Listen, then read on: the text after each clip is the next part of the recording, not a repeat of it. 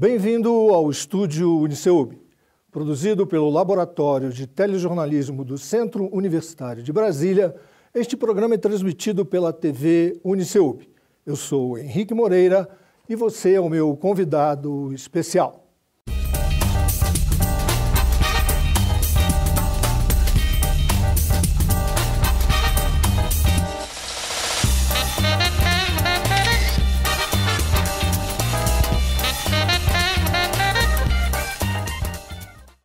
Estúdio Uniceub recebe o comandante do Exército, General Eduardo Vilas Boas, gaúcho de Cruz Alta. O General Vilas Boas ingressou no Exército em 1970 e foi promovido a General de Exército em 2011. Das diversas funções exercidas ao longo de sua carreira, destacamos a de comandante do 1º Batalhão de Infantaria de Selva, chefe da assessoria parlamentar do gabinete do comandante do Exército e comandante militar da Amazônia. Assumiu o comando do Exército em fevereiro do ano passado. General Vilas Boas, obrigado por ter aceitado o nosso convite para participar aqui do estúdio Uniceub. General, na condição de comandante, o senhor tem a responsabilidade de orientar os seus comandados quanto aos assuntos que afetam, de alguma maneira, a missão do Exército. Num vídeo divulgado nas redes sociais, o senhor chamou a atenção para a gravidade da crise econômica, ética e política que o país atravessa. Nas manifestações de rua, recentemente, tem sido comum apelos à intervenção das Forças Armadas. O que mudou no país e no Exército para que essa hipótese seja totalmente descartada? Essa é uma questão bastante interessante, porque o Brasil hoje é um país com instituições funcionando de maneira bastante adequada. E cabe a essas instituições, em nome da sociedade, buscarem os caminhos para a solução das crises. Quando vejo as pessoas demandando a participação efetiva das Forças Armadas, na verdade eu interpreto como uma busca e recuperação de alguns valores que as Forças Armadas, em especial o Exército, representam, e isso está no imaginário e no inconsciente coletivo da nossa população.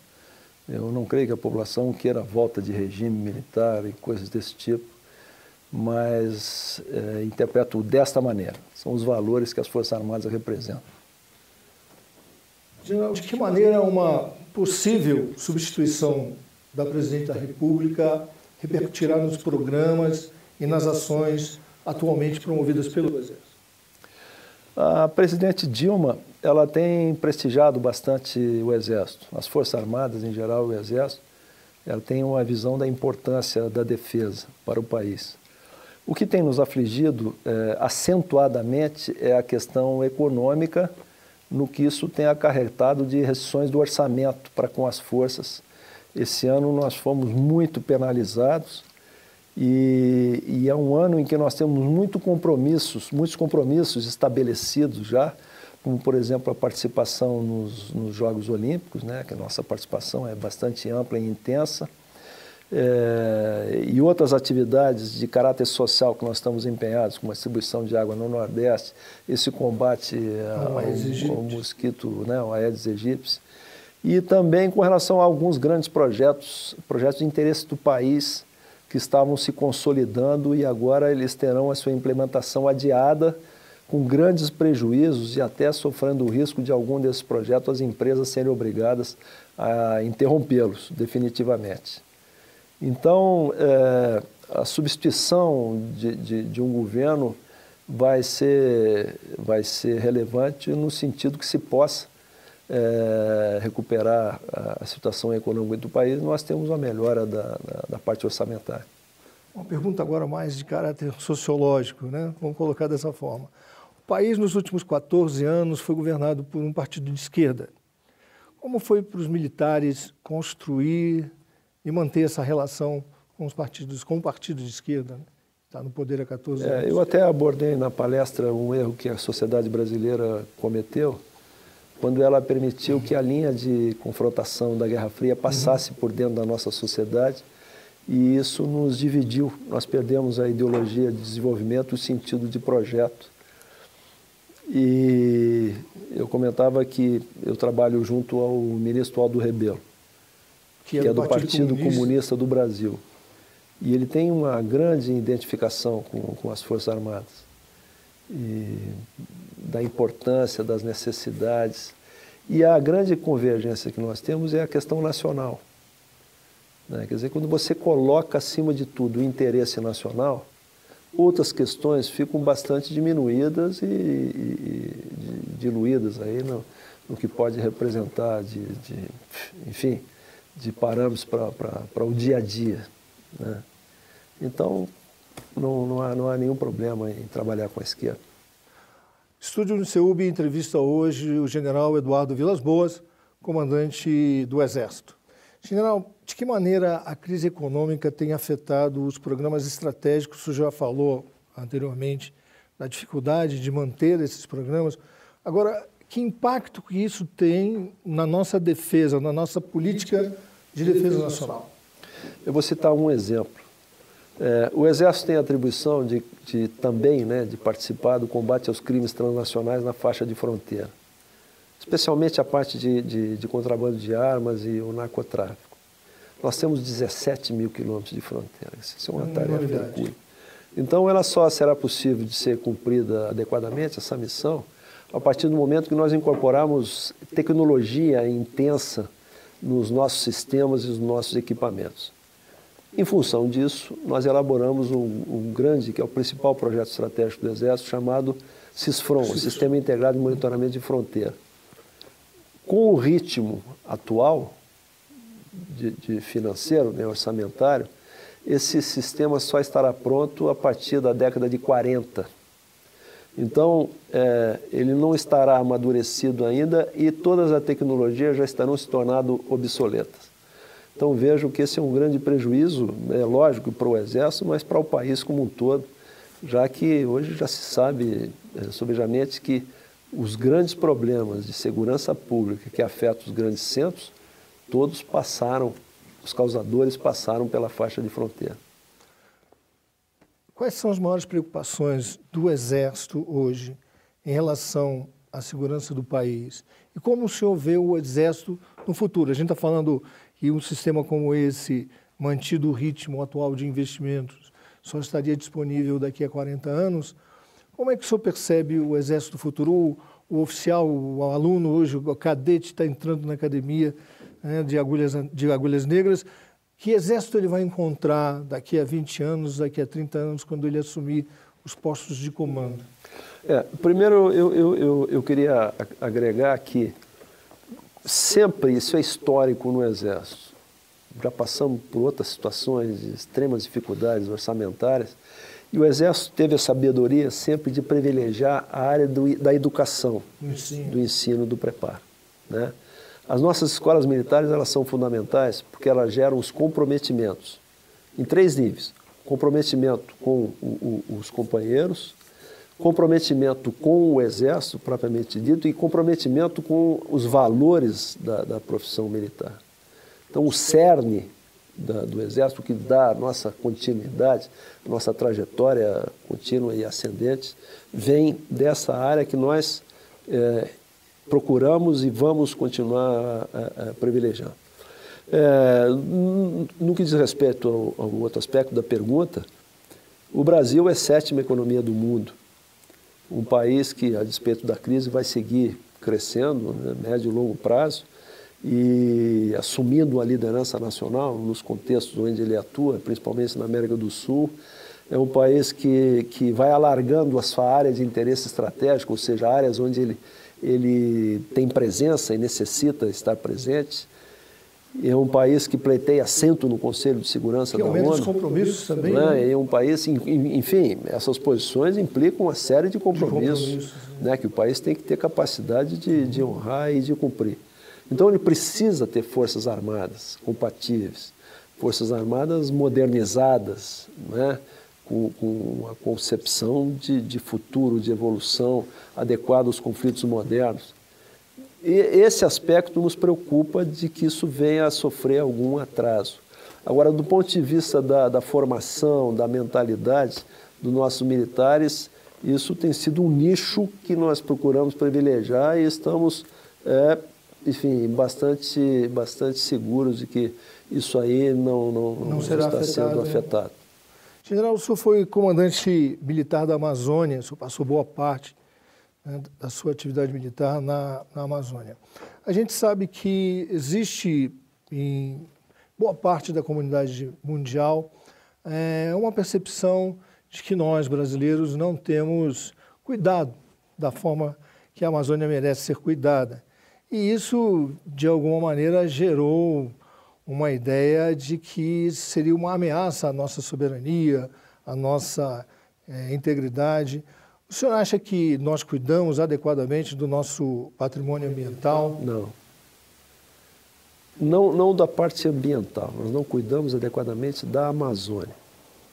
Até porque, por exemplo, hoje o Brasil ele mantém preservadas 70% das suas florestas originais.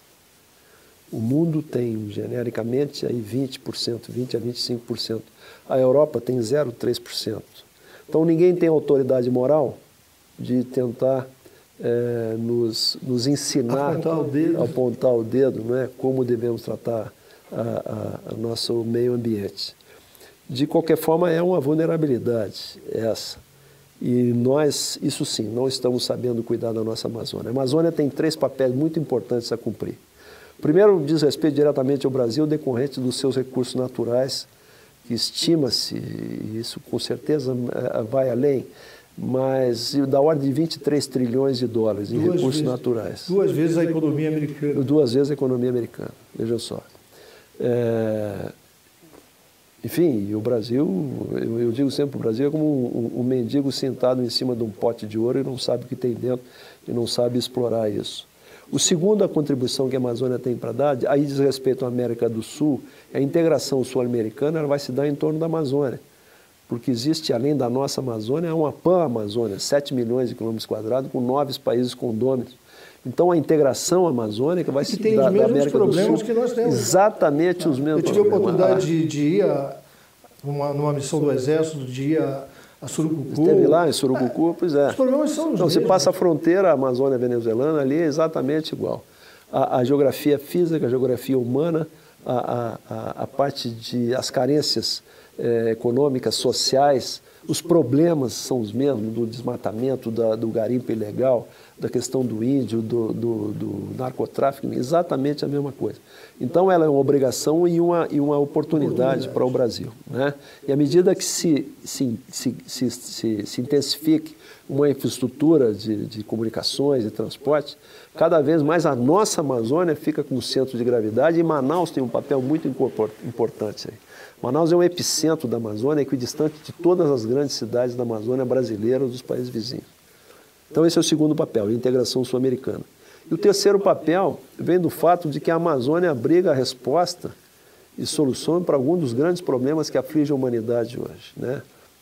A questão do meio ambiente, da mudança climática, da biodiversidade, da água doce, da produção de alimentos, da produção de energia renovável, enfim. Então, isso até explica o grande apelo que a Amazônia tem na opinião pública internacional.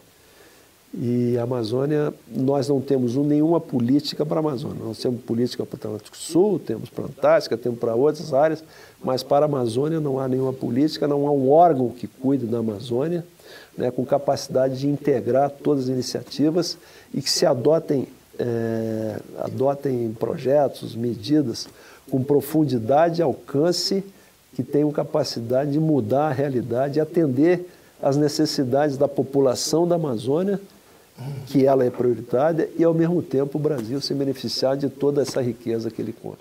Eu acho que isso tem muito a ver com o próprio desconhecimento, né? O Brasil que desconhece a Amazônia. Eu tive a oportunidade de conhecer o trabalho do Exército mesmo na Amazônia, de levar alunos nossos para participar de projetos que o Exército desenvolve na Amazônia, e é patente o desconhecimento que nós, né, que estamos fora da Amazônia, temos daquele ambiente. O senhor atribui, então, a esse desconhecimento, essa falta de uma política, de uma preocupação maior do país, falta de despertar no brasileiro o interesse pela Amazônia? Isso é fato. Por dois aspectos. Primeiro, o desconhecimento. E o segundo é que o que chega ao centro-sul do país vem filtrado por uma linguagem politicamente correta, distorcida e às vezes idealizada do que é a Amazônia. Então, se você não tem uma base de conhecimento, não tem base para realizar um diagnóstico adequado, você dificilmente terá condições de elaborar as soluções, encaminhar as soluções que são necessárias.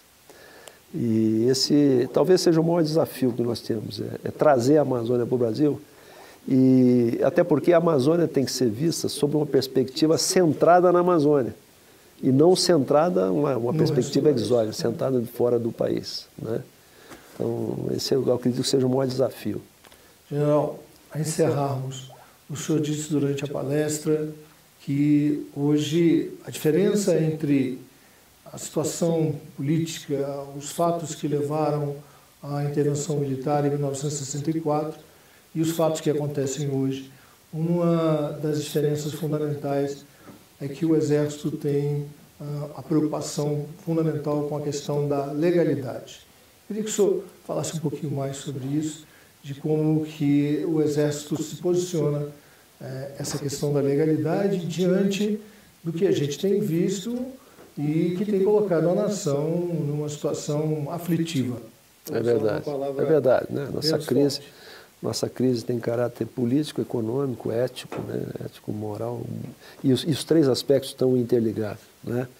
E nós, diante disso, diante de todas as injunções, todas as demandas que nos apresentam, nós estabelecemos que a atuação do Exército ela tem que ser, e das Forças Armadas está sendo assim, com base em três pilares. O primeiro é o da legalidade, né? Quer dizer, qualquer emprego nosso, ele deverá estar respaldado, rigorosamente respaldado em toda a legislação, né? Todos os preceitos, desde a Constituição, leis complementares, etc., e sempre subordinado a um dos poderes da República, conforme estabelece o artigo 142 da Constituição. Quer dizer, isso para que tenha legitimidade, né, o nosso emprego, e ele não seja causador de disrupturas, vamos dizer assim, na ordem institucional. O senhor falou nas instituições, eu lembrei agora da sua palestra, o senhor disse também que hoje nós temos instituições que são maduras e que funcionam de maneira independente, que cumprem aquilo que está previsto na Constituição. É verdade, o Brasil tem, as instituições estão funcionando, né? Se vê isso claramente no dia a dia, e eu digo, o país sofisticado, um sistema de peso contra peso que dispensa a sociedade ser tutelada. Ela é que deve encaminhar soluções por intermédio das instituições. Daí o segundo pilar da nossa atuação, que é a manutenção da estabilidade. É uma condição essencial para que as instituições sigam funcionando. E terceiro aspecto, a gente se preocupa muito em manter a nossa legitimidade. E nós temos que manter absoluta isenção e equidistância em relação a todos os atores que se manifestam nesse cenário que estamos vivendo, porque se eventualmente, não desejamos, mas se eventualmente o Exército venha a ser empregado, ele não pode ser identificado como tendente a privilegiar um ou outro protagonista. Estritamente dentro do que está previsto. É isso aí. General, eu queria agradecer a sua presença aqui no estúdio UniCeUB e dizer que gostaria de tê-lo aqui novamente em outra oportunidade. Considero uma obrigação, sempre que for convidado, serei com muito prazer. Já disse, o CEUB faz parte da minha vida, tenho duas filhas formadas aqui, uma em Relações Internacionais e outra em Direito. E aí eu conheci o CEUB pelo olhar de dois jovens, não é? E tinha um apreço, uma afinidade grande, um carinho muito grande, muito reconhecidos ao que eles viveram aqui. Eu quero aproveitar, se me permite, agradecer ao professor João Herculino e a toda a direção do CEUB, e por essa oportunidade que me proporcionaram, sempre estar junto com os jovens é extremamente energizante, não é?